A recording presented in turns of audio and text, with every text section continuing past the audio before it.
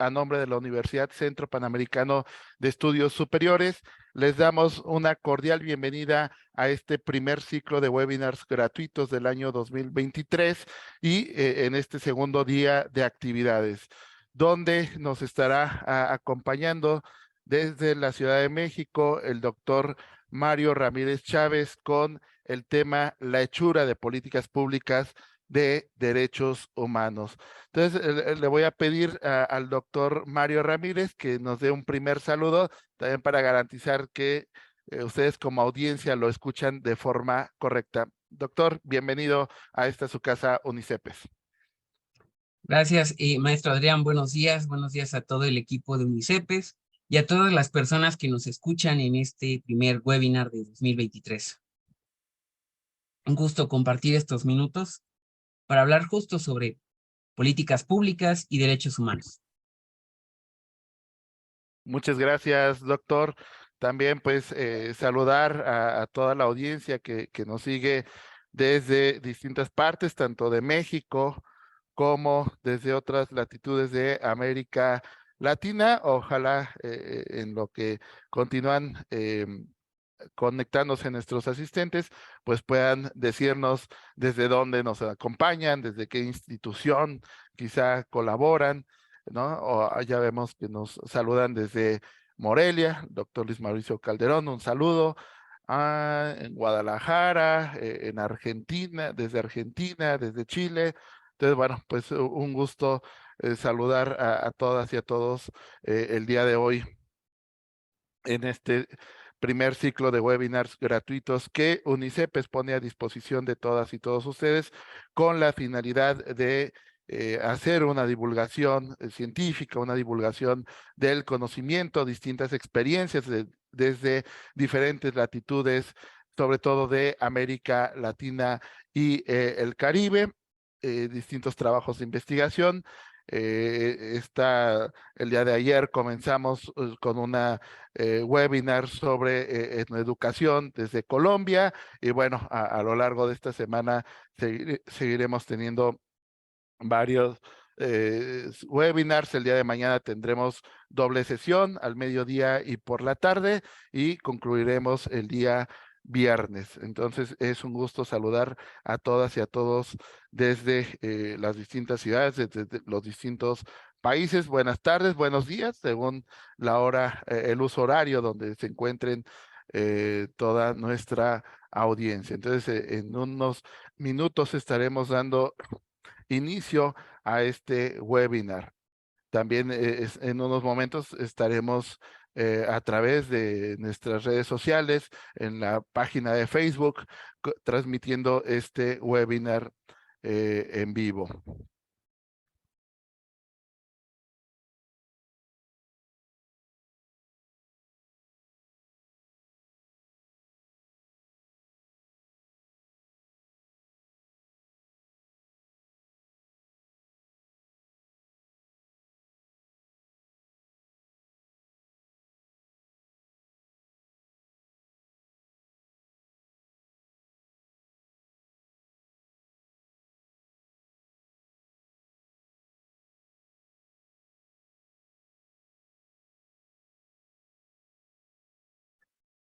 En este momento también saludamos a la audiencia que nos escucha a través de la plataforma de Facebook con este segundo ciclo de webinars gratuitos en donde el día de hoy el doctor Mario Ramírez Chávez desde la Ciudad de México nos estará presentando el tema La hechura de políticas públicas de derechos humanos. Y sin más preámbulo, doy la más cordial bienvenida a nombre de la Universidad Centro Panamericano de Estudios Superiores a este primer ciclo de webinars gratuitos que UNICEPES pone a disposición de todas y todos ustedes en este año 2023. El día de hoy contamos con la grata presencia del doctor Mario Ramírez Chávez para hablar sobre la hechura de políticas públicas de derechos humanos. Y en este momento me voy a permitir dar lectura a la semblanza del doctor Mario Ramírez Chávez, previo a cederle la palabra.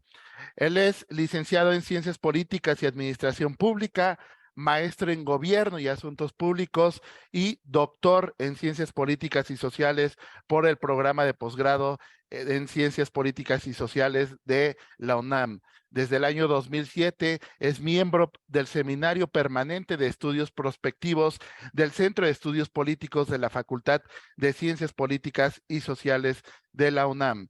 Es miembro también de organizaciones como AMECIP, ALACIP y de AMEI. Se ha desempeñado como funcionario público en diversos cargos de la Administración Pública Federal.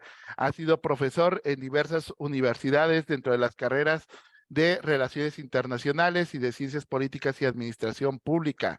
Actualmente es profesor de la Facultad de Ciencias Políticas y Sociales en el sistema de Universidad Abierta en la Licenciatura de Ciencias Políticas y Administración Pública de la UNAM. También colabora en la Universidad Abierta y a Distancia de México en la Licenciatura de Administración y Gestión Pública. Y además se desempeñó como subdirector de Análisis Normativo y Políticas Públicas de la Dirección General de Supervisión de la Progresividad de la Secretaría Ejecutiva de la Comisión Nacional de Derechos Humanos. Así que con toda esta trayectoria es un gusto cederle la palabra al doctor Mario Ramírez Chávez con el tema La hechura de políticas públicas de derechos humanos. Adelante, doctor. Muchas gracias, maestro Adrián, por la invitación, por la presentación y por el espacio para poder dialogar con las distintas personas sobre este tema que creo yo que nunca ha dejado de estar en la agenda importante de este país y de buena parte del mundo, como es la hechura de políticas públicas de derechos humanos. Me va a permitir ir pasando las láminas. Hay como 5 aspectos importantes alrededor de la hechura de políticas públicas de derechos humanos, ¿no? En primer lugar, hablar de ciertos procesos históricos, de implicaciones geopolíticas en este proceso, de desigualdades estructurales. La otra, pues ya es como obligado ahorita mencionarlo, la actual pandemia, ¿no? Y finalmente, las políticas públicas y su vinculación con los derechos humanos. En principio, hablar de estos principios rectores en materia de derechos humanos, que prácticamente todo instrumento de garantía y protección de esos derechos humanos tendría que contemplar, que es la universalidad, la interdependencia, la indivisibilidad y la progresividad de derechos. Es decir, son universales porque son inherentes a toda persona por el simple hecho de ser persona. Son interdependientes, es decir, las afectaciones a uno de estos derechos puede afectar a la totalidad del ejercicio de los demás derechos humanos, no en la misma intensidad, pero finalmente hay una afectación. Son indivisibles, es decir, no puedo decir, bueno, te garantizo ahorita tu derecho al agua, pero no te puedo garantizar el derecho al empleo o el derecho a la vivienda, sino que indudablemente, como también parte de esa interdependencia, pues van, digamos coloquialmente, junto con pegado, ¿no? Y la progresividad, que quiere decir, bueno, derecho ganado, derecho adquirido, que no se puede dar marcha atrás, y además que en la medida de lo posible, los estados y los distintos gobiernos y administraciones públicas deben orientar todas sus acciones y políticas y estrategias a la garantía de esos derechos humanos. En el caso de que no sea posible, entonces tendrían que orientar todos estos actos hacia la generación de condiciones que permitan el goce pleno de esos derechos humanos. También, bueno, entre las obligaciones que los instrumentos internacionales de garantía y protección de derechos humanos y que también la propia Constitución Política de los Estados Unidos Mexicanos, a partir de la reforma constitucional del 10 de junio de 2011, que es como así el gran paradigma en esta parte. ¿Por qué? Porque lo que implicó esta reforma, ¿no? En 2011 al artículo 1 constitucional es que el Estado está obligado a garantizar la máxima protección de los derechos humanos de todas las personas que estén en México, sean nacionales o no. Pensemos a lo mejor en personas extranjeras que residen en el país o que están en tránsito, que están estudiando, que son turistas, tienen una garantía de sus derechos a partir de este mandato constitucional, pero además abre la posibilidad de que en caso de que el ordenamiento legal e institucional del Estado mexicano no logre garantizar los derechos humanos, cualquier persona, una vez agotado todo este ordenamiento, puede recurrir a instancias internacionales, como es la Comisión Interamericana y la Corte Interamericana de Derechos Humanos. Así, entre las obligaciones para el Estado están pues el promover, respetar, proteger y garantizar los derechos humanos. Y para garantizar derechos humanos, pues tiene que hacer una serie de acciones de prevención, es decir, evitar que se cometan violaciones a derechos humanos, investigar en el caso de que sean cometidas las violaciones a derechos humanos, que en el ámbito no jurisdiccional tenemos a todos los organismos públicos autónomos de derechos humanos, que son las distintas comisiones, ¿no? Entre la CNDH y las 32 comisiones locales que existen, ¿no? Derivada de esa investigación, pues también sancionar aquellos actos que violentan derechos humanos y, en consecuencia, la reparación integral de la violación a esos derechos humanos. Si nos vamos al ámbito internacional, podemos hablar de distintos regímenes, ¿no? O sistemas de derechos humanos. A nivel internacional está el sistema universal, que es operado por las diversas agencias y organizaciones del sistema de Naciones Unidas, la ONU, y hay una serie de regímenes de corte regional, que está el sistema interamericano, el sistema europeo y el sistema africano. Sin embargo, llama la atención que si ustedes se dan cuenta en la lámina y bueno, buscan y se documentan, no hay un sistema regional para el continente de Asia, ¿no? En Asia no existe la concepción de los derechos humanos. En realidad, para ellos es una visión muy occidental. Para Asia, muchos de los países, más que hablar de derechos humanos, hablan de la dignidad humana como preámbulo. Entonces, no hay ese consenso para haber creado a nivel regional un sistema como estos que estamos visualizando. En el caso del sistema interamericano, bueno, y europeo y africano, se van a dar cuenta que en todos siempre hay una convención que es la que le da pauta, ¿no? Es decir, la que da el nacimiento a este instrumento. La segunda es que tiene que ver con, con una organización que la opera, en el caso nuestro, de las Américas, es la Organización de Estados Americanos, que tiene dos elementos. La Comisión Interamericana, que digamos es la que investiga y documenta estas violaciones a derechos humanos, ¿no? Que solamente puede emitir, bueno, recomendaciones, observaciones, y girar medidas cautelares en caso de que fuera necesario. Y finalmente la Corte Interamericana, que es la que tiene una capacidad de juzgar a los estados parte, ¿no? En el caso de México, nosotros ratificamos el protocolo de adhesión a la Corte Interamericana en 1997 y por lo tanto, la Corte puede saber de todos aquellos casos de 1998 hacia la fecha, ¿no? Hay un caso en paradigmático en este caso que es el del señor Rosendo Radilla Pacheco, desaparecido en la década de 1970, y que bueno, una vez que llega este caso a la Corte Interamericana, el Estado mexicano dice, bueno, el caso es de 1976, por lo tanto tú no tienes jurisdicción en este tema, ¿no? Porque finalmente el caso sucedió antes de la entrada en vigor del protocolo que te faculta para saber sobre estos temas. Lo cierto es que, como el señor Rosendo Radilla Pacheco está en calidad de persona desaparecida, no hay, sigue en calidad de persona desaparecida y por lo tanto sigue vigente el caso, ¿no? En consecuencia, la Corte dijo, puesto que sigue en calidad de persona desaparecida, el caso sigue vigente. Y finalmente, si lo ven en el caso europeo y en el caso africano, pues tenemos lo mismo, ¿no? Hay una carta, una convención, hay una comisión que se dedica nuevamente igual a investigar, documentar, a girar recomendaciones y medidas cautelares si fuera necesario, y la Corte, que es aquella que sanciona ya a los estados parte. En cuanto al pasado histórico, ciertos procesos, bueno, recordar de dónde viene la región. Venimos de un proceso de democratización luego de la salida de regímenes autoritarios, ¿no? Tuvimos una serie de dictaduras en la región que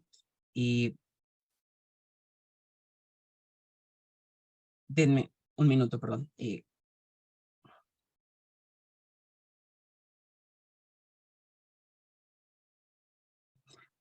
Que tuvimos una serie de dictaduras en la región. Esta foto es emblemática porque son los tres generales de las dictaduras de derecha a izquierda, Argentina, Chile y Brasil, ¿no?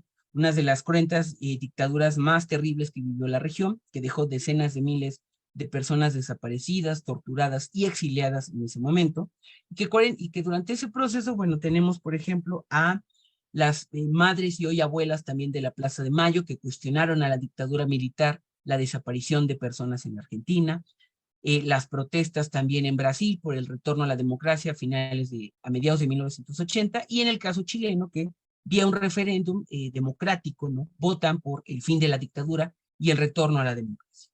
40 años después, bueno, tenemos esta imagen, ¿no? Tres mujeres liderando estos tres países, de izquierda a derecha, Argentina, Chile y Brasil, en donde habla del gran avance democrático, pero también del avance sustancioso que se tiene en la garantía y protección de los derechos humanos. Es decir, hay un avance significativo y esto es producto también pues del propio proceso histórico, ¿no? Vivimos en estados que fueron sumamente autoritarios, que violaron una cantidad de derechos humanos. También es importante decir que por eso también nace la Declaración Universal de los Derechos Humanos. Recuerden que al final de la Segunda Guerra Mundial son tales los horrores del conflicto armado que se crean la Declaración Universal de los Derechos Humanos en 1948 y que lo que buscan prácticamente todos los instrumentos de derechos humanos es salvaguardar la vida humana, ¿no? Es decir, establece un piso mínimo, ¿no? El cual debe ser sí o sí salvaguardado por los distintos estados. Y a partir de ello, bueno, ha sido un largo proceso de la construcción de instrumentos normativos, de instituciones, de capacidades institucionales para garantizar esos derechos humanos. Ahora bien, esto no se da como en un lugar etéreo, ¿no? O ajeno al contexto en el que nos desenvolvemos. Podríamos hablar en estos momentos de 10 procesos que están ahí afuera, ¿no? Mientras intentamos construir estas políticas de derechos humanos, que es la guerra comercial y financiera entre los Estados Unidos y China, en la cual, bueno, pues México está obligado de alguna manera a posicionarse, ¿no? De qué lado va a estar, bueno, con las recientes cumbres que hemos visto de los líderes de América del Norte, la más reciente, pues es evidente que México va a optar por fortalecer su papel dentro de América del Norte, por propia ubicación geopolítica, por conveniencia económica también, si bien coloquialmente el corazón está con América Latina, lo cierto es que las finanzas están en América del Norte y más con 36 millones de connacionales viviendo de aquel lado y pues es obviamente prioridad de política exterior de México. El brote de COVID y la declaración de pandemia, que en efecto hasta el momento la OMS nos sigue manteniendo en alerta máxima sanitaria, no ha dicho todavía cuándo podría decir que ya ha concluido esta pandemia, cuándo podríamos decir que ya es parte de la cotidianidad vivir con COVID, aunque estamos caminando hacia ello. El desplome de los precios del mercado internacional del petróleo, porque parece que sí y no, estamos en una transición energética en donde ciertos grupos económicos deciden mantener la vieja matriz de hidrocarburos, lo cual pues quemar combustibles fósiles pues tiene unos impactos ambientales sumamente negativos, pero también es cierto que todo el modelo económico está basado en esa matriz energética. Disturbios sociales alrededor del mundo. Hoy vemos, bueno, lo que sucede en estos momentos en la región, en el caso peruano, ¿no? Con este llamado a las elecciones anticipadas, la inconformidad de la sociedad peruana y lamentablemente el despliegue de las Fuerzas Armadas de parte del gobierno provisional en contra de las distintas manifestaciones, ante lo cual, bueno, la sociedad internacional ha llamado pues a velar por esos derechos humanos. De hecho, será la segunda vez que la Comisión Interamericana, desde que inició la pandemia, vuelva a hacer una visita, ¿no? En plena pandemia, por ejemplo, se discutía en los estados, ¿no? Ante las manifestaciones, por ejemplo, acá en México, de violencia feminicida, las mujeres salían a manifestarse y se decía que no se podían manifestar porque estábamos en pandemia. La comisión emitió una resolución en la cual dice, bueno, si bien estamos en una crisis sanitaria, lo cierto es que los estados parte tienen que garantizar el derecho a la manifestación. ¿Por qué? Porque finalmente quien se manifiesta, quien ocupa la plaza pública y las calles, está recurriendo a ese último derecho porque ya ha agotado prácticamente todo. Y como no ha tenido respuesta de parte del aparato gubernamental, recurre a la ocupación de la plaza pública. Por lo tanto, los estados deben garantizar que se puedan llevar a cabo estas manifestaciones. Fue el caso de México, fue el caso de Colombia y Perú en su momento, cuando hubo, bueno, actos de violencia por parte del uso excesivo de la fuerza de las policías locales en contra de los manifestantes. Hoy otra vez hay otra misión de observación a Perú por esta situación, por ejemplo, ¿no? También el programa de rescate de la Unión Europea por 750,000 millones de euros, que se llama el Nuevo Contrato Social y Verde, que lo que busca, pues, es nuevamente reubicar esta región en el contexto internacional, garantizar derechos humanos, pero también, pues, garantizar que su economía sigue siendo una economía sumamente destacada, ¿no?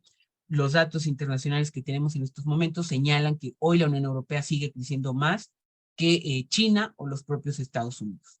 Hay un reposicionamiento de China que a pesar de ello vemos, hay este cuestionamiento porque en primer lugar, bueno, es un Estado que no respeta derechos humanos, de hecho ni siquiera los reconoce como tal, enfrenta un problema de envejecimiento crónico de su población, desafíos económicos, desafíos sociales y además, pues los costos de intentar ser una potencia como lo está haciendo en estos momentos, ¿no? Una crisis del multilateralismo, es decir, la crisis de pandemia, si ustedes son curiosas y curiosos y revisan las notas periodísticas, no ha sido una acción conjunta de la sociedad internacional, no ha sido la OMS al frente, sino han sido los países, los estados o distintos organismos regionales como la OPS, la Organización Panamericana de la Salud, quienes han salido un poco en defensa, ¿no? Ante la crisis sanitaria, tratar de construir estrategias de colaboración, de coordinación, incluso para el intercambio de datos, para tener una cifra más exacta de cómo avanza la pandemia en distintas regiones del mundo,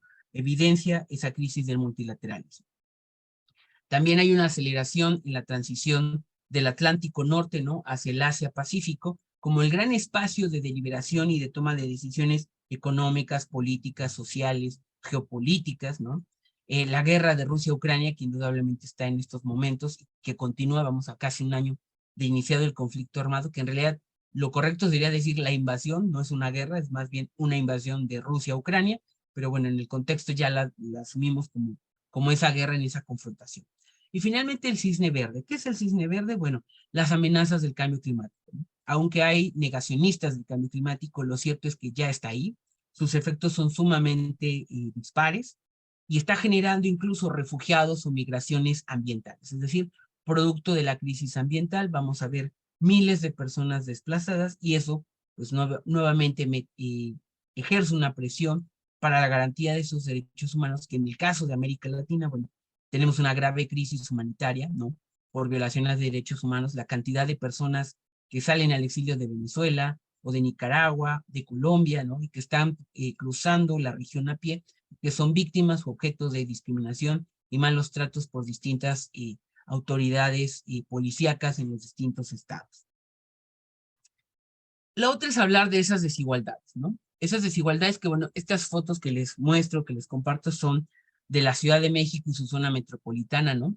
A su izquierda, pues es la zona centro y la ladera poniente consolidada, bien equipada de la ciudad, versus la ladera oriente y norte, ¿no? Del Valle de México, que es una zona, pues no planificada, de muchos asentamientos irregulares, donde la gente llegó antes que la ciudad y después vino el gobierno y la ciudad, que finalmente hablan de enormes brechas que están ahí, ¿no? Brechas sociales, brechas digitales, económicas y territoriales. Pero además tenemos una serie de brechas por desigualdades en el acceso y el ejercicio de los DESCA, de los derechos económicos, sociales, culturales y ambientales. La otra es que también otros problemas que ya teníamos y que finalmente parecía que se estaban gestando o gestionando de la mejor forma, vuelven, vuelven a estar en la escena, ¿no? Como son el racismo y la discriminación, el retorno de los movimientos extremistas y xenofóbicos, ¿no? Contra las distintas personas. Denme un segundo.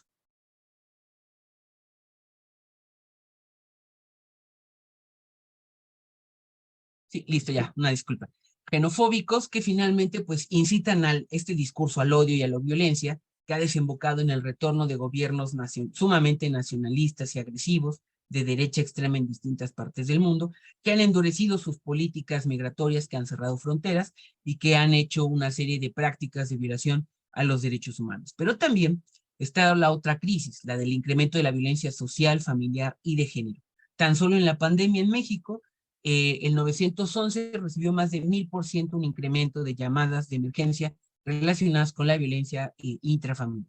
Pongo esta imagen con el mapa de los Estados Unidos, donde ustedes pueden ver unos circulitos rojos, ¿no? Y otros en azul. Los que están en azul es alguna confrontación, roce entre personas mayoritariamente afrodescendientes, asiáticas o latinas, con policías, ¿no? De los distintos estados de la Unión Americana, y aquellos que están en rojo que han acabado en conatos de violencia, es decir, hay golpes y un enfrentamiento entre los policías y la población.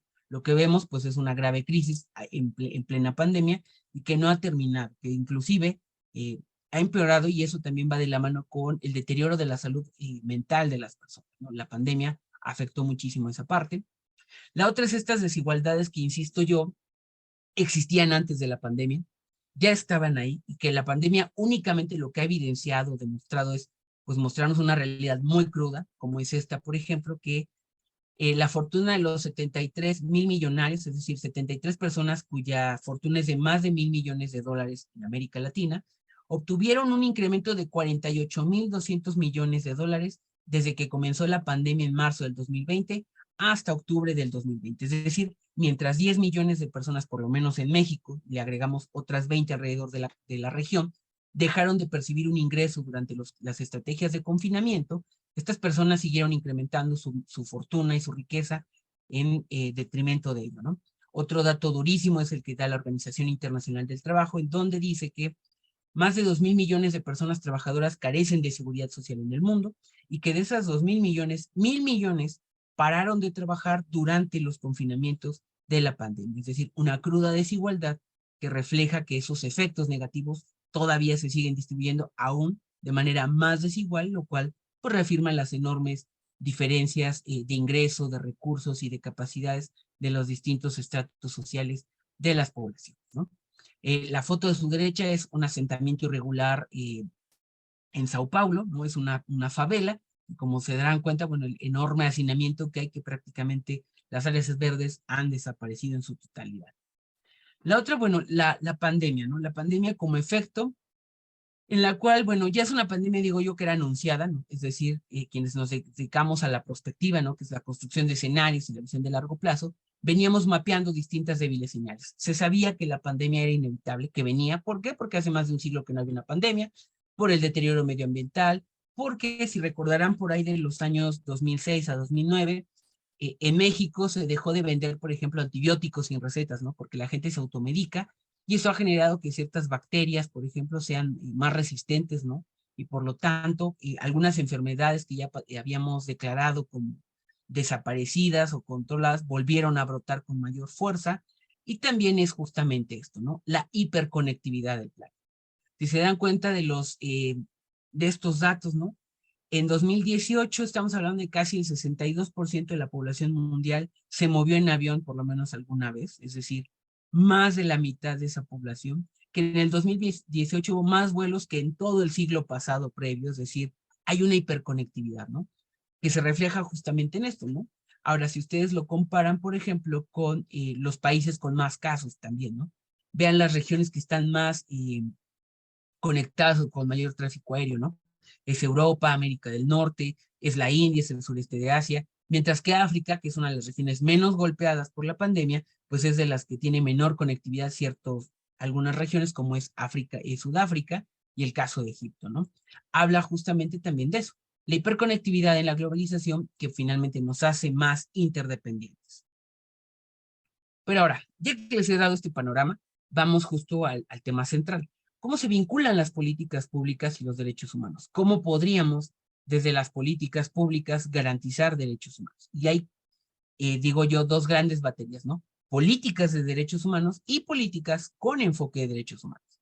En primer lugar, que bueno, a partir del reconocimiento de estos instrumentos internacionales de derechos humanos que el Estado firma y se vuelve adherente y se somete a estos instrumentos internacionales, que además los integra en sus instrumentos normativos nacionales, ya sea ley general, reglamentos, la Constitución en nuestro caso en México, ¿no? Se vuelven obligaciones legales por parte del Estado, pero también hay una serie de compromisos sociales que de alguna manera han quedado interiorizados, ¿no? En el sistema normativo, en la construcción del propio Estado, y que esos, a través del principio de progresividad, que hablábamos al arranque de los distintos principios de los derechos humanos, lo que hace es que de alguna manera los estados puedan garantizar esos derechos humanos. Es decir, ejemplo, derecho a la educación, ¿no? A través de esta tríada de acceso, cobertura y calidad. La progresividad no implica que, por ejemplo, si este año gasté 100 pesos, el siguiente año gasto 110, ¿no? Entonces, ya aumenté mi progresividad. No necesariamente. En el gasto puede que cortea. La inflación genera que las cosas cuesten más y entonces sigo comprando lo mismo, pero con más dinero, ¿no? Entonces hay un encarecimiento. O B, que incluso gasto mal, ¿no? No necesariamente implica progresividad.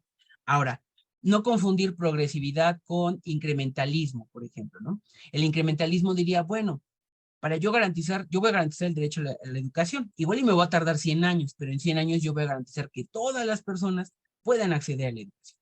Eso no es progresividad. La progresividad obligaría al Estado a demostrar que está haciendo todo lo posible desde el diseño normativo, programático del presupuesto, en acciones específicas, administrativas, estrategias, programas y políticas públicas para garantizar los derechos humanos, ¿no? Por ejemplo, vuelvo con la educación, acceso a la educación. Bueno, artículo 3º constitucional en México, toda persona tiene derecho a la educación, ¿no? La educación básica que va del preescolar hasta la media superior o bachillerato, ¿de acuerdo? La cobertura, bueno, para garantizar ese derecho, pues tengo tantas escuelas, tantos maestros, tantas aulas, tantos recursos, tanta capacidad instalada, ¿no? Y la calidad, bueno, ¿qué tipo de enseñanza? ¿Para qué voy a enseñar? ¿No? Serían los siguientes niveles. En cada uno, conforme vamos avanzando, pues la cantidad de personas que acceden, pues va disminuyendo, ¿no? En el acceso es el ideal. Toda persona puede ejercer ese derecho a la educación. La cobertura es cuántos recursos tiene el Estado realmente para garantizar ese derecho, ¿no? Y ahí es donde la brecha se abre. Y ahí es donde, desde progresividad, el Estado tendría que establecer una serie de acciones que le permitan gradualmente, en primer lugar, demostrar que está haciendo todo lo necesario y posible de acuerdo a sus recursos para garantizar ese derecho y, en consecuencia, cómo paulatinamente ir empujando la garantía plena de este derecho, ¿no? Ahora, hay unas políticas que son de derechos humanos, ¿no? No solamente tienen que ver con un cambio en el conector. Cuando hablamos de políticas de derechos humanos, estas orientan cada una de las acciones, programas y presupuestos para la promoción, defensa y protección de los derechos humanos. Todas sus acciones buscan el goce pleno de esos derechos humanos. Por lo regular, esta batería de políticas públicas de derechos humanos las llevan a cabo ¿quiénes? Bueno, organismos públicos autónomos de protección de derechos humanos, es decir, la CNDH o la Defensoría del Pueblo o la Comisión de Derechos Humanos de cada uno de los estados o de las entidades federativas en el caso mexicano, ¿no? En cambio, las políticas públicas con enfoque de derechos humanos atienden una problemática en particular de la agenda. Ejemplo, la Secretaría de Educación Pública, que es encargada de la política educativa, no está orientada a garantizar derechos humanos. Ella dice, bueno, garantizo la educación. Y en esa garantía de la educación apela a garantizar el derecho a la educación, ¿no? Y en ese sentido fomenta ciertas acciones que están encaminadas a garantizar el ejercicio de un derecho, aunque no es su objetivo original, en el ejercicio de su actuar garantiza un derecho en particular como es el derecho a la educación. Lo ideal sería que paulatinamente la Secretaría de Educación Pública construya más políticas públicas de derechos humanos y no con enfoque. Porque si la hacemos de derechos humanos, entonces la perspectiva cambia completamente. ¿Por qué? Porque desde que emito la circular, los lineamientos, las instrucciones, las convocatorias, el ciclo escolar, todo está orientado a garantizar derechos humanos. Entonces, eso me obliga incluso a maximizar y potenciar recursos. Por ejemplo, no puedo vulnerar los derechos de las personas trabajadoras en primer lugar, ¿no? De la Secretaría de Educación Pública, garantizar esos derechos, garantizar que todos los recursos se van canalizando de tal manera que permiten el goce pleno de derechos humanos. También en ese sentido podríamos decir que las políticas públicas de derechos humanos pueden orientarse también a la cultura de paz, por ejemplo, ¿no? Y habría una batería de 4 tipos de políticas, ¿no? Aquellas que mitigan, las que hacen transición, las que adaptan y las que anticipan. Las que mitigan, ¿no? Como su nombre lo indica, bueno, ante una situación inminente lo que hacen es realizar acciones que aminoran los efectos, ¿no? Estaríamos, por ejemplo, las políticas contra el cambio climático, ¿no? Realmente no podemos revertir el cambio climático, pero lo que podríamos intentar o estar haciendo, ¿no? Son políticas de mitigación, es decir, que mitiguen los efectos. Ejemplo, que mitiguen la temporada de sequía al recolectar agua de lluvia, que mitigue el impacto en las costas, ¿no? Sabemos que vamos a perder líneas costeras, bueno, ya empezamos a mitigar ahorita en lo que hacemos las de transición. Las de transición pues implican que preparan a la sociedad y a las instituciones para transformaciones profundas. Por ejemplo, si vamos, veía yo en el chat que hay alguien de Ciudad del Carmen, Campeche, sabemos que se va a inundar Campeche, por ejemplo, ¿no? Escárcega va a quedar bajo el agua, tenemos tiempo todavía para iniciar la transición y decir, bueno, ¿dónde vamos a reubicar a toda la población de Escárcega en Campeche? ¿Dónde vamos a reubicar a toda la población de Tabasco? Sabemos que se va a inundar Tabasco, ¿no? Entonces, una acción que nos prepare para esa transición. Las de adaptación, bueno, que nos permitan saber cómo, ante la incapacidad gubernamental de realizar las políticas anteriores, pues las que nos permiten irnos adaptando, ¿no? Y la adaptación va prácticamente en crear ciertos amortiguadores conforme aparecen los sucesos que irrumpen, por ejemplo, ¿no? Si irrumpe un incremento en la intensidad de los huracanes, de la temporada de lluvias o de sequía, pues tener ya que irnos adaptando y modificar incluso hábitos o prácticas, ¿no? De alguna manera se han hecho, por ejemplo, lamentablemente ante la violencia que vive el país, ¿no? Ciertas políticas que hemos visto de algunas universidades, por ejemplo, en Sinaloa, Zacatecas o Guanajuato, donde suspenden actividades para evitar que la gente salga, ¿no? Ante el clima de extrema violencia que se ha vivido en algunas semanas específicas, ¿no? Y finalmente las de anticipación, que sean como las más ideales, ¿no? Las que nos permiten adelantarnos a los sucesos, es decir, sabemos que va a suceder, nos vamos preparando con acciones muy específicas y concretas que van orientadas hacia una visión de largo plazo y que nos permiten paulatinamente prepararnos para esos desafíos, ¿no? En cualquiera de estas, si le agregamos un enfoque de políticas públicas en donde las políticas públicas, ¿qué es lo que hacen? Si las hablamos desde la mitigación, lo que hacemos es evitar el impacto negativo sobre el goce de ciertos derechos. Si son de transición, bueno, ¿cómo garantizar ciertos derechos humanos? Por ejemplo, de las personas en situación de migración. Sabemos que la migración va a seguir incrementando, que incluso el perfil de México ha cambiado. De ser solamente un país de origen, es decir, el país de donde salían las personas migrantes, hoy somos el país que cumple con las 3 condiciones en los flujos migratorios, ¿no? Somos país de origen, somos país de tránsito, es decir, la gente que cruza el país, todas las personas de Centroamérica que entran a territorio nacional, no con el objetivo de quedarse en México, sino de llegar a los Estados Unidos y aquellas, la tercera condición que es la de destino, personas centroamericanas, suramericanas, que finalmente se han visto a México como una opción para quedarse y residir en México, pues generan estas 3 condiciones, ¿no? Ahora, importante también, pese a que las notas hablan de miles de personas que están entrando a la frontera, lo cierto es que la población eh, que nació fuera de México y que radica en México es menos del 1% de la población, ¿no? Aunque la minoría ahorita en estos momentos de personas extranjeras viviendo en México son de nacionalidad venezolana, lo cierto es que no llegan ni a los 2 millones de personas viviendo en México, de un país de 127 millones de personas, pero lo que sí es que ejerce cierta presión al Estado mexicano para garantizar las condiciones, ¿no? Es decir, que la gente pueda transitar de manera segura por el territorio, que no sean vulnerados ciertos derechos, que no les pueda detener una autoridad, y alguien podría reclamar, ¿no? De, bueno, le garantiza los derechos a las personas en situación de migración, pero no a los connacionales, ¿no? Lo cierto es que en ambos lados el Estado mexicano está quedando mal. No puede garantizar el derecho a las personas a transitar por el territorio ni a los nacionales ni a los extranjeros, sin que haya pues riesgos, ¿no? A su integridad o a su seguridad patrimonial, pues producto de la violencia que vive el país, por ejemplo, ¿no? O garantizar derecho a la educación o el derecho a la salud, que la pandemia también vuelve a demostrar la enorme incapacidad institucional de esta administración, que si bien el sistema de salud público vive un deterioro de los últimos 30 años, también la estrategia establecida por esta administración, esta enorme centralización presupuestaria y de recursos y el debilitamiento de ciertas capacidades han generado que justamente pues se muestre deficiente e incapaz, ¿no? Vuelvo siempre en este tema, ¿no? Todo habla de COVID, la cantidad de muertes de COVID, que supera por mucho las 60,000 que había dicho el subsecretario de Salud Pública, pero además están todas aquellas personas que fallecieron por enfermedades que no pudieron ser atendidas porque todos los hospitales del país fueron reconvertidos para hacer frente a la pandemia, frente al COVID, ¿no? Otras, por ejemplo, de adaptación, ¿no? En materia de derechos humanos. Hay un derecho que casi no se discute, que es el derecho a la ciudad o el derecho a la vivienda, ¿no?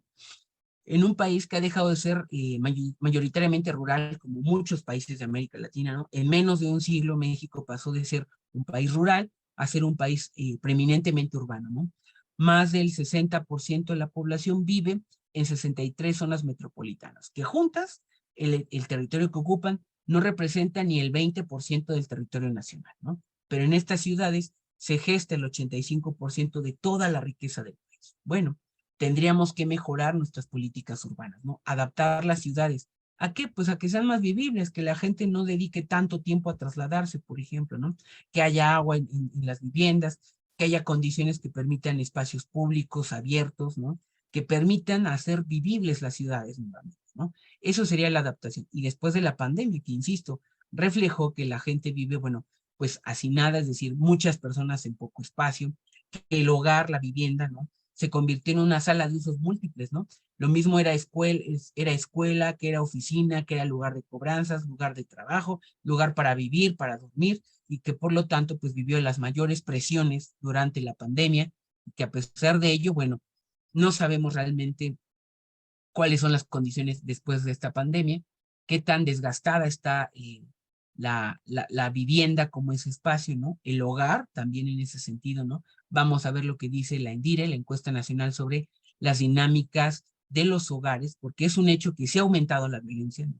Aparentemente la violencia psicológica baja, pero la violencia física ha aumentado, pues producto de ese confinamiento, ¿no? Estás más horas en el mismo espacio, todos juntos, bajo estos procesos donde la gente no podía salir. De alguna manera, este retorno ya casi al 100% de cómo era previo a la pandemia, baja un poco esa presión en el espacio del hogar, pero no inhibe que sigan estas prácticas de violencia. Ahora, quisiera ir cerrando, ¿no? Con estos aspectos. Y ahorita que lo veo en general la lámina, pues parece que la lámina todo es crisis, ¿no? Atravesamos una grave crisis de violaciones a los derechos humanos, pese a que el presidente en turno diga lo contrario. Lo cierto es que hay un incremento de las violaciones a los derechos humanos, ¿no? Hay un creciente protagonismo de las Fuerzas Armadas, ¿no? Que va más allá de la realización de tareas de seguridad. Construyen aeropuertos, construyen un tren, controlan aduanas, controlan puertos, ¿no? Ahora este fallo en la Suprema Corte, ¿no? De que pueden hacer detenciones sin tener que informarlas, es sumamente grave, porque finalmente México es uno de los países donde hay un mayor documentación de detenciones arbitrarias. Es decir, te veo sospechoso, te detengo, finalmente eso es una violación a un derecho humano, ¿no? Y lo que genera, pues finalmente es que este escenario abra pauta a que finalmente vuelvan a haber más violaciones a los derechos humanos, ¿no? Este traspaso del mando civil al mando militar de la Guardia Nacional también es una grave amenaza, porque si bien dicen, bueno, la Guardia Nacional tiene menos quejas por violaciones a derechos humanos que la Policía Federal, bueno, la Policía Federal duró más de 6 años operando, por lo tanto incrementó un montón de violaciones a derechos humanos, mientras que la Guardia, que fue creada en 2019, al corte del año 2022, llevaba más de 1,500 quejas por violaciones a derechos humanos, ¿no?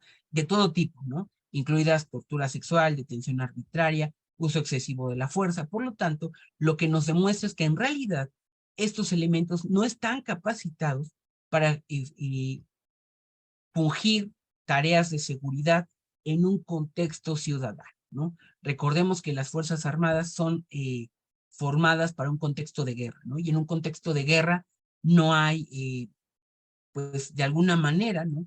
Un respeto a esos derechos humanos. Se queda como con un mínimo, pero finalmente siempre hay una violación de derechos humanos. En una guerra buscas destruir al adversario, en una guerra buscas detener al adversario antes de investigar si es culpable o inocente. En un contexto como el nuestro, pues las Fuerzas Armadas tendrían que saber lo que es el nuevo sistema de justicia penal acusatorio de inocente hasta no demostrar lo contrario.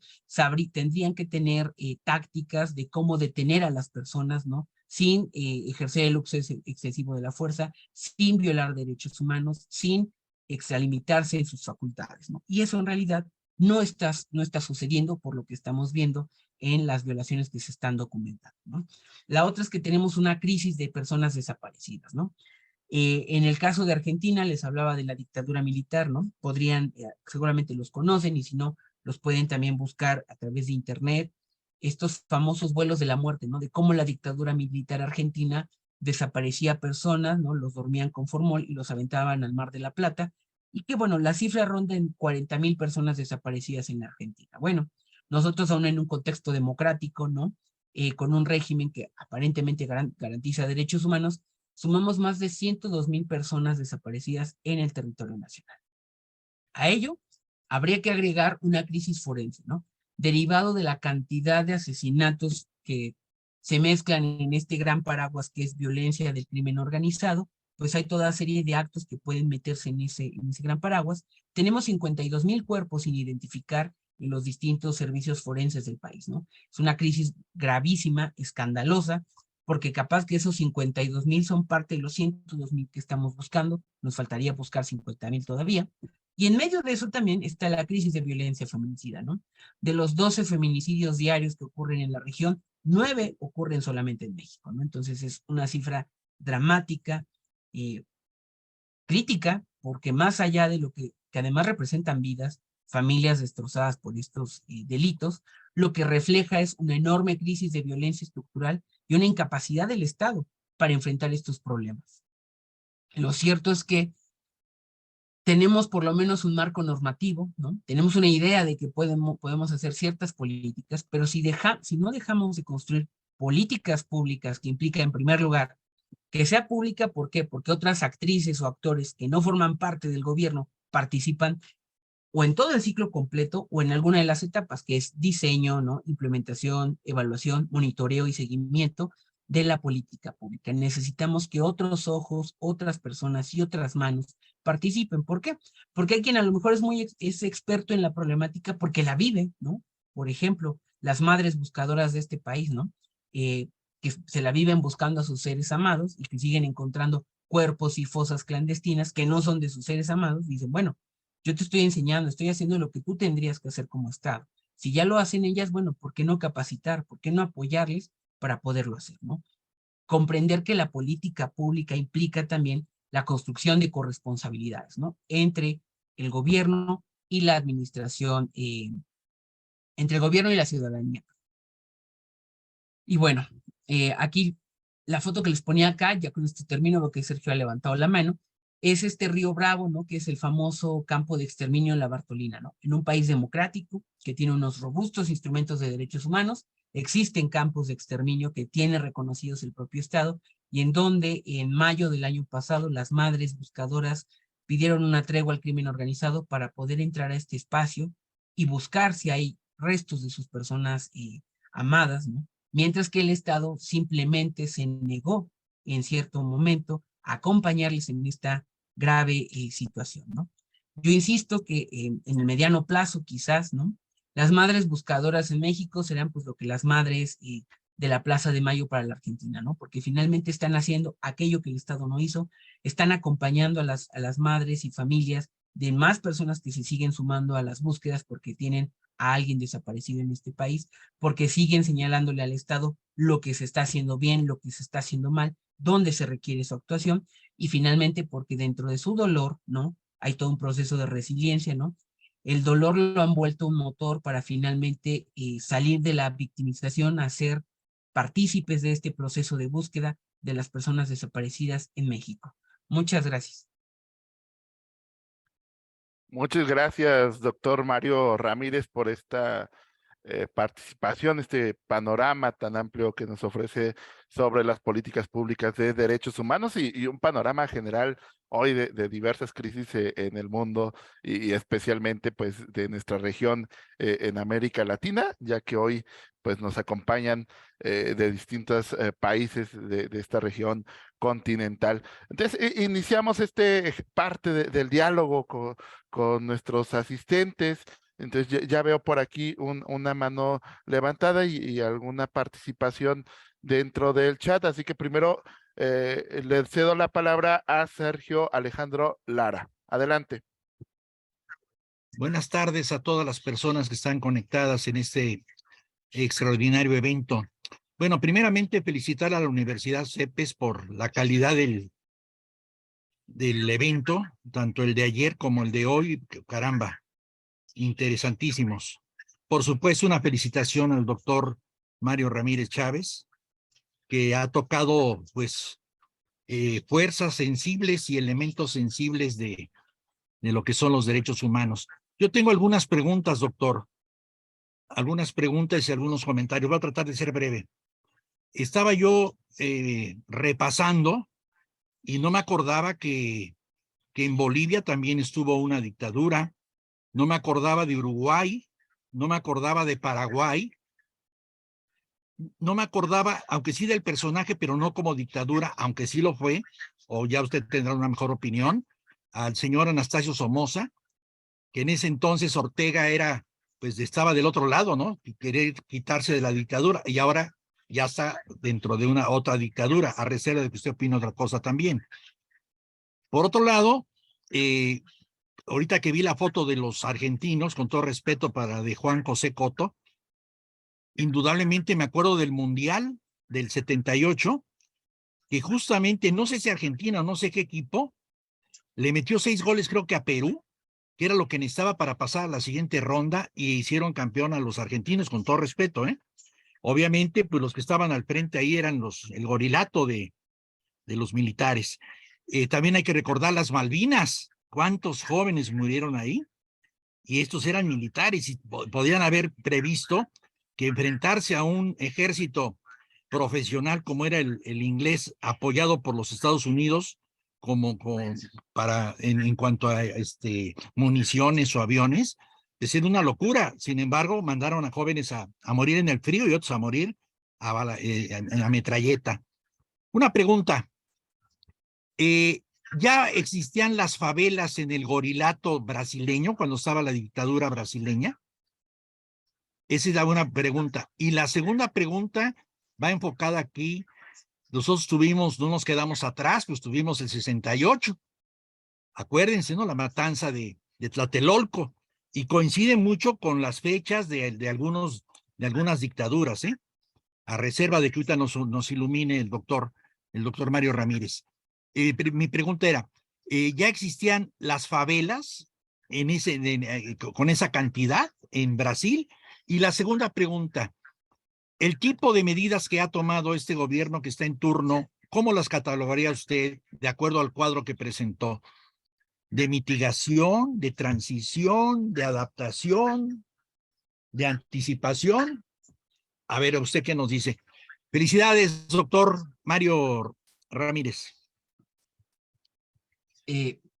Gracias, Sergio. Bueno, me permito ir contestando la de Sergio. Ya he visto algunos comentarios en el chat más que preguntas, les agradezco. Pues en primer lugar coincidir, ¿no? En efecto, pues Nicaragua vive hoy una crisis terrible, ¿no? Si no se la quiere llamar dictadura, lo que sí es un hecho es que es un régimen autoritario, que hay represión, persecución política, que se vive en unas condiciones terribles, ¿no? Recordarán siempre también esta parte, ¿no? De el bloqueo a las universidades públicas de Nicaragua, bueno, Cuba ni se diga, ¿no? También con la violación a derechos humanos que se sigue dando allá también en Cuba, ¿no? En efecto, bien decía Sergio, ¿no? La cantidad de dictaduras que hubo en el mundo, ¿no? Durante los 60s y 70s se decía que México era la excepcionalidad latinoamericana, ¿no? Porque éramos el único país que no tenía una dictadura en el gobierno. Teníamos un régimen autoritario, pero no era una dictadura militar, que bueno, para el caso, ya bien lo ilustra, ¿no? Tlatelolco, el Halconazo, o la cantidad de violaciones a derechos humanos que se ocurrieron durante la Guerra Sucia en México, finalmente demuestran que hay una violación a esos derechos humanos, ¿no? También, lo bien dice Juan José, el caso de Cuba o el caso de Venezuela, ¿no? Yo lo he dicho en distintos foros, la crisis venezolana pues se vuelve crisis de México, desde el momento mismo en que más de 10,000 personas entran a pie por la frontera sur de este país, pues se vuelve nuestra crisis, ¿no? Porque finalmente están huyendo pues de las condiciones que se viven en Venezuela, ¿no? Siempre insisto, ¿qué tiene que vivir la gente para finalmente arriesgarse a cruzar el territorio nacional? Porque lo riesgoso no es entrar a México, lo riesgoso es cruzar México, y en realidad el mayor riesgo no es por el crimen organizado como intenta establecer el Estado, sino que en realidad muchas de las personas migrantes son objeto de violencia por parte de personal del Instituto Nacional de Migración, por las policías municipales, estatales, federales, ahora la Guardia Nacional. Si nuestra política fuera realmente garantista de derechos humanos, pues yo creo que Comar, la Comisión Mexicana de Ayuda a Refugiados, tendría más recursos y más personal en la frontera en Tapachula, Chiapas, que elementos de la Guardia Nacional para dar la bienvenida a las personas migrantes, ¿no? Entonces nos habla realmente de esa terrible política migratoria del caso mexicano. Respecto a tu pregunta, Sergio, sí, las favelas ya existían. Prácticamente las favelas se empiezan a desarrollar primero como asentamientos irregulares en el siglo XIX, ¿no? Cuando hay revueltas de afrodescendientes que huyen a las montañas, pero durante el siglo XX, producto de la industrialización y la urbanización de Sao Paulo y Río de Janeiro, como las más grandes en ese momento, empiezan a crearse estos asentamientos irregulares llamados favelas. El nombre no se sabe muy bien si tiene que ver porque más bien, corrijo, hay quien dice que el nombre tiene que ver con un árbol que crecía en esta zona donde la gente se asentó, que se llamaba favela, ¿no? Que por eso se les fue denominando favelas a todos estos asentamientos, ¿no? Es como el nombre que más se le da en este caso, ¿no? Es como en Chile que se les llaman a estos asentamientos irregulares callampas, ¿no? Que también es una especie de hongo también, que así se le llama en Chile. Bueno, allá se les llaman callampas, acá en México les llamamos ciudades perdidas, por ejemplo, ¿no? Son como eh, los elementos que hay. Y tipo de medidas de este gobierno, híjole, pues tengo muchas diferencias con esta administración, ¿no? En realidad, me parece que lo que sí es grave es que hay una destrucción de la capacidad institucional del Estado, ¿no? Si bien nunca ha sido totalmente funcional el Estado mexicano y la administración pública siempre puede ser cuestionable, criticable, perfectible y mejorable, lo cierto es que lo que sí tengo conocimiento por muchas amigas y amigos que estuvieron en la administración pública, por propia experiencia de la administración pública, es que hay un montón de ocurrencias, ¿no? Y en este montón de ocurrencias, de repente, se ha ido desmantelando esa capacidad institucional, ¿no? Ejemplo, insisto, la centralización del presupuesto, ¿no? En aras de no, pues de combatir la corrupción, ¿no? Centraliza todo el presupuesto y al centralizarlo, bueno, tenemos este problema de los medicamentos para tratamientos con cáncer, ¿no? No es que no se hayan comprado, sí se compraron, pero el sector salud no tiene la capacidad de logística para distribuirlos porque todo se centralizó. La Subsecretaría de Egresos controla el presupuesto, hace todas las compras, ¿no? Y después, bueno, tiene ahí todo en bodega sin saber, sin tener capacidad de cómo distribuir todo lo que se compró, ¿no? Entonces, y eso es producto de una mala decisión porque llevamos casi 30 años en esta transición de descentralizar, de crear, por ejemplo, organismos específicos que permitan agilizar o facilitar la gestión de ciertos bienes y servicios. Y ahora con esta gestión, bueno, hay una recentralización del poder presidencial que lo que hace es, pues, volver un poco torpe la administración pública, ¿no? Gracias, doctor, por estas amplias respuestas a las preguntas de Sergio Alejandro Lara. Hay algunos comentarios efectivamente a través del chat, ¿no? Para ampliar un poco la discusión, ¿no? Hugo Barrios nos dice, tema tremendamente valioso e interesante que nos llama a buscar la manera de educar más, aún cuando tenemos políticas de Estado que eliminan historia y educación cívica de los planes de estudio de las escuelas primarias. Rosalba Lima nos dice impactantes hechos, falta tanto por hacer y un mundo entero por concientizar. Está en manos de nosotros los docentes, parte de este trabajo como ciudadanos y profundizar y trabajar en pro de los derechos humanos sin alejarnos de la realidad. Es decir, no soñar, más bien actuar. Voy a activar el micrófono a Octavio García, quien tiene levantada también la mano. Adelante. Muchas gracias, apreciados colegas, apreciado doctor. Felicitarle por la ponencia y consultarle los principales desafíos que usted visualiza para que eduquemos para la libertad, que eduquemos para la ciudadanía global, que eduquemos para el cumplimiento del Estado de Derecho, que eduquemos para la cohesión social. Solo un contexto que usted conoce, México es la economía 15, pero en desarrollo social estamos en el 86 y en Estado de Derecho en el 131 de 140. Muchas gracias.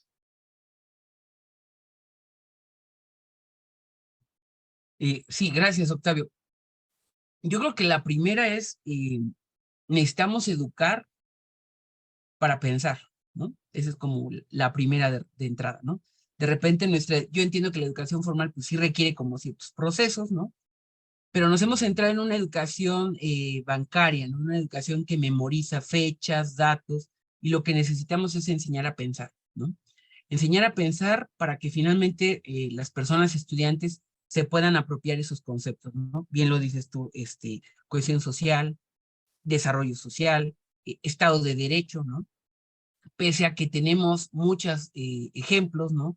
Que violan el Estado de Derecho, pues tú no puedes hacerle creer a la gente, tienes que respetar las normas, ¿no? Cuando lo que vemos día a día es que las normas son violentadas, desde alguien que está abajo o desde alguien que ejerce el poder, ¿no? Entonces, el ejemplo al final es que la impunidad queda ahí, ¿no? Que tú puedes vulnerar ese Estado de Derecho y no va a pasar absolutamente nada.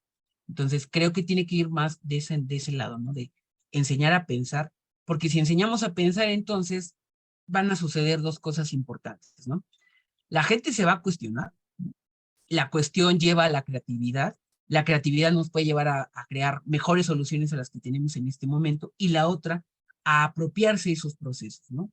Recién justamente la semana pasada cerré mi curso de Estado Social y Derecho, ¿no? Que era complejísimo, explicarles cómo se construyó el Estado y la importancia que tiene el derecho a personas estudiantes que no van a ser abogadas, pero que requieren esa base para entenderlo, ¿no?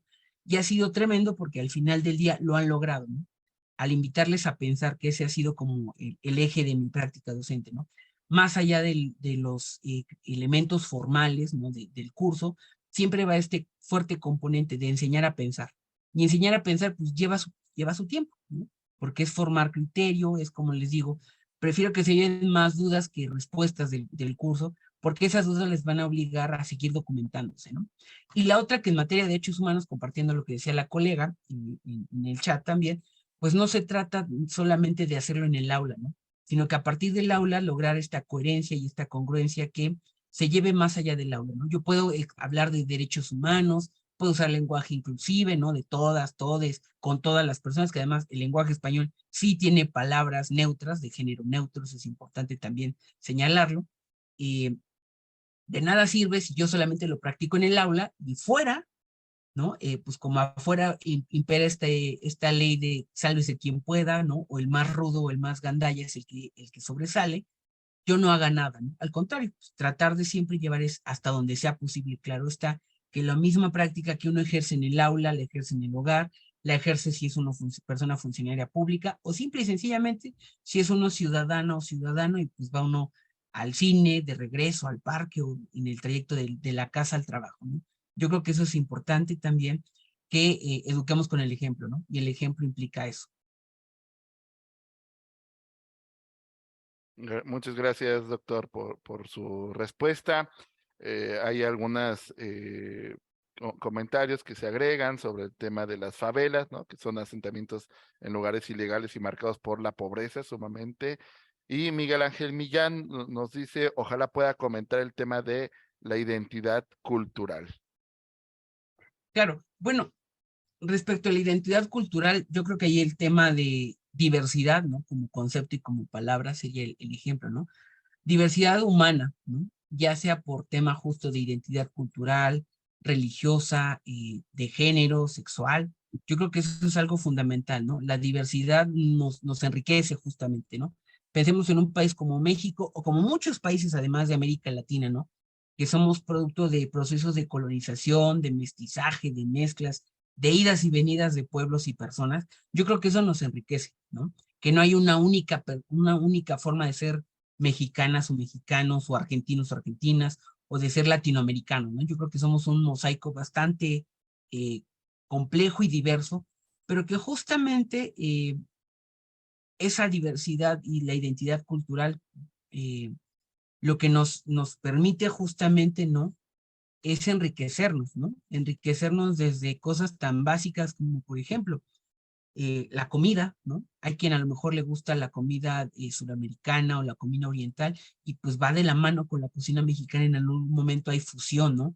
No está peleado, sino que nos enriquece. Siempre otra perspectiva, ¿no? Nos da ese enriquecimiento e incluso, ¿no? Aún en la parte, si lo queremos ver antagónica, si se permite el término, de mi cultura versus la cultura que está enfrente de mí, lo que me permite es reafirmar mi identidad cultural de, mira, pues yo soy de esta manera, ¿no? Esto es lo que produzco, esto es lo que hago, en esto creo, lo que hace es reafirmarla, reforzarla, pero no en un sentido negativo, ¿no? Puede ser justamente de, a lo mejor no comparto en lo que tú crees, ¿no? En lo que tú eres, pero lo respeto porque eres tú, simple y sencillamente por eso, ¿no? Diría el sabio Voltaire en ese sentido, la tolerancia, ¿no?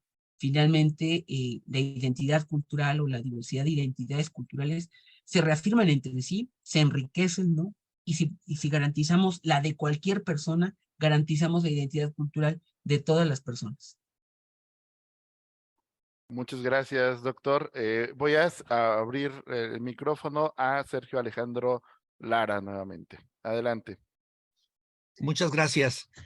Olvidé plantear hacer una pregunta, doctor Mario. Comentario y a la vez pregunta. Indudablemente con lo de la Guardia Nacional habrá que pensársela 2 o 3 veces, Es decir, si son las personas idóneas, no para agarrar un rifle y meter un golpe, sino para guardar la normatividad de la seguridad pública. Acaba de ocurrir una muerte en los Estados Unidos, seguramente lo han visto quienes están conectados en este evento, creo que es Tyler Nichols, un joven de 29 años. Prácticamente lo mataron a golpes y además hubo una tremenda omisión de no prestarle la ayuda humanitaria médica.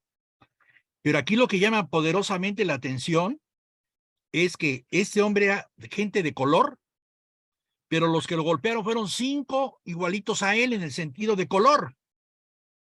Entonces, caray, dijeras, bueno, pues son blancos, bueno, ok, perfecto, la discriminación, pero aquí son del mismo color, de la misma raza, y entonces habrá que pensársela, pero mucho, ¿quiénes son los que deben de encargarse de la seguridad? Porque parece ser que ni siquiera tus mismos coterráneos, tus mismos connacionales, pues pueden, si no tienen la instrucción, no solamente técnica, sino una instrucción, como hablabas hace rato, doctor Mario, enseñar a pensar, ¿sí? No solamente de que tengo que dar un arma y tengo que dar un golpe y someterlo, sino quién es, en qué circunstancias está, qué protocolo es el mejor por usar. Y también, si yo veo que los otros 4 están fuera de, decirle, espérate, estás equivocando el protocolo, esto va así. Perdóname, si siguen ustedes así, yo me hago un lado. Pues resulta que ninguno. Ahí te dejo la pregunta, Mario. Y felicidades. Gracias. Bueno, respecto al ejemplo que nos ponías justamente, ¿no? Bueno, quizás no hay un componente racial, como sí ocurrió con George Michael Floyd en 2020, ¿no? Cuando hay un abuso de estos policías contra un ciudadano afroamericano, ¿no? Que ahí hay un componente además de uso excesivo de la fuerza racial. En este que nos hablas justamente, ¿no? El componente es el uso excesivo de la fuerza, que volvemos a esta discusión, ¿no? Si es la parte técnica, como bien lo señalabas, y es la otra discusión con que las Fuerzas Armadas hagan tarea de seguridad. Están educadas para seguir instrucciones, ¿no? No las cuestionan, simplemente es hágase, ¿no? Esto que, un claro ejemplo, ¿no? El aeropuerto de Santa Lucía. Dicen, no, oiga, pero pues es que no hay una autopista, no hay buenos vías de comunicación, no hay transporte. La instrucción fue hacer un aeropuerto. El aeropuerto ya está, ¿no? La instrucción es, hágase un aeropuerto, se hizo un aeropuerto. Ah, que usted quería todo lo demás, pues lo hubiera incluido en la lista, ¿no? Usted solo pidió aeropuerto, no pidió equipamientos de conectividad. Si usted los pide, pues también los hacemos, pero en la petición no venía incluido, ¿no? Entonces, es así de sencillo para ellos, ¿no? Ellos acatan instrucciones. Ellos son leales a la institucionalidad, ¿no? No son leales al presidente, son leales a la investidura presidencial. Puede ser Andrés Manuel o puede ser otra persona en la que esté con la investidura. Su lealtad es a las instituciones. Y el tema de esa lealtad es que no es una lealtad que cuestione, ¿no? Si es correcta o no la instrucción, si podría haber una mejor decisión o si hay alternativas ante la acción solicitada, ¿no? Entonces, ese es otro tema bastante complejo, pero que, insisto, sí es necesario, ¿no? Porque jugando un poco abogado del diablo, la contraparte, ¿no? Las madres de policías desaparecidos, no vamos a documentar esas violaciones a derechos humanos, son violaciones a derechos humanos también, ¿no? O de los militares que son portadores de VIH, que son, sus derechos son violentados por el propio ejército, pues porque son personas que viven con VIH, ¿no? Entonces, finalmente no dejan de ser personas. El tema es que es complicado, pero se tiene que hacer, ¿no? Abrir el diálogo entre derechos humanos y Fuerzas Armadas. O en este caso, insisto, también a fuerzas del orden público, ¿no? Las policías. Es cierto que hay lugares donde indudablemente si no son las Fuerzas Armadas no hay seguridad, pero pensarlo justo ahí como una transición, no que va a ser de por vida. Llevamos más de 12 años en esta estrategia de seguridad, que lo que ha demostrado es que no funciona, que ha aumentado la cantidad de personas asesinadas, el nivel de violencia, ¿no? Pero que todo está de la mano también con lo que decía hace un rato Octavio, el fortalecimiento del Estado de Derecho, ¿no? Si no construimos una cultura de respeto al Estado de Derecho y no tenemos un poder judicial que juzgue con derechos humanos, y que haga cumplir sus sentencias, difícilmente vamos a poder hacer que estos niveles disminuyan. Muchas gracias, doctor, por sus respuestas, gran ejercicio de diálogo que hoy hemos podido realizar con usted. Y bueno, pues lamentablemente siempre el tiempo es limitado, ¿no? Para continuar la discusión. Pero bueno, aquí en UNICEPES, bueno, siempre con esta apertura para poder seguir discutiendo estos temas. También les quiero comentar que precisamente en UNICEPES, entre nuestra oferta educativa, bueno, tenemos la maestría en Derechos Humanos, Estado de Derecho y Democracia en Iberoamérica, de doble titulación, junto a la Universidad de Alcalá. Entonces, ya por aquí compartí el enlace al sitio web para que puedan ver este programa y bueno, pues seguir ampliando el conocimiento respecto al tema que hoy nos ha ofrecido el doctor Mario Ramírez Chávez, a quien además de agradecerle, bueno, pues algún último mensaje que nos quiera dar, doctor. Bueno, pues primero que nada agradecerles, ¿no? El espacio, el diálogo, finalmente el seguimiento de este webinar. Y finalmente, pues insistir, ¿no? Que la construcción de derechos humanos, pues es una tarea ardua, ¿no? Pero que en algún momento tenemos que empezarla y que finalmente, pues la garantía y protección de los derechos humanos es corresponsabilidad del Estado y de la sociedad, que quienes se dediquen a la práctica docente, pues lo puedan integrar, en los ámbitos en donde ustedes se desenvuelvan, lo puedan integrar desde un cuestionamiento de realmente garantizamos derechos humanos, ¿no? E incluso es necesario o ya es algo que se da de manera casi natural. Y si no sucede, bueno, ¿qué habría que modificar para que paulatinamente podamos ir avanzando hacia esa construcción de espacios de garantía de derechos humanos, ¿no? Es un poco, y cierro con esto, como con la democracia, ¿no? Porque en efecto, además, el INE no se tiene que tocar, no importa quién sea el huésped de Palacio, si debilitamos el árbitro electoral, pues finalmente ponemos en riesgo que cualquier otro actriz o actor que ocupe el poder pueda acotarlo. Venimos de un largo proceso que costó construir esa institucionalidad, y no somos democráticos solo el día que votamos, ¿no? Me gusta mucho la definición de democracia que nuestro propio artículo 3º constitucional da, democracia como una forma de vida, ¿no? Por lo tanto, necesitamos abrir más espacios, no solo el día que metemos el voto a la urna, sino espacios de cómo tomamos decisiones, cómo discutimos incluso cómo vamos a realizar los procesos de toma de decisiones. Eso es parte de la vida democrática. Los antagonismos también son parte de la vida democrática, siempre y cuando no se ejerza violencia física, simbólica y sin que se descalifique a la otra persona. Podemos estar en desacuerdo. Bueno, busquemos mejores argumentos para ganar en ese diálogo. Y pues nuevamente, Adrián, pues agradecerte mucho a ti la invitación, a UNICEPES, a todo el equipo de UNICEPES que hace posible estos webinars, a todas las personas que nos han seguido en este diálogo dentro y fuera de México. Les agradezco mucho sus comentarios, sus participaciones y que tengan una excelente tarde.